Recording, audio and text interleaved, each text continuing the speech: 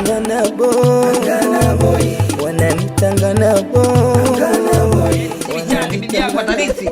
Sio uandike kitu gani sio kanisa ndugu yako. Sio hivyo. Sasa urisi yani unaulizwa jina Qur'ani. Unakaa wapi? Jina lako la pili la babako. Mwenye kituko mtaa nani? Jina maarufu nani? Ukumbuke wote ujue. Usipokumbuka hayo mwanangu siku ya kutoka wanakuja kuuliza sasa. Umeelewa? Wanakuuliza siku ya kutoka maswali yale kukosea moja sasa.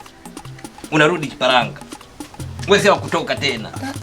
Kwa baadhi ya maswali yani unavoulizwa yani hadi siku unataka kutoka yani au sio? Yani wewe ya claim tu hivyo hivyo. Ndio maana yake.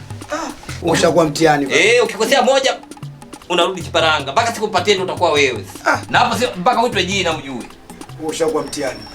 Angalia sasa ndio maana naambia kama vipi nyie tembeleni Sero.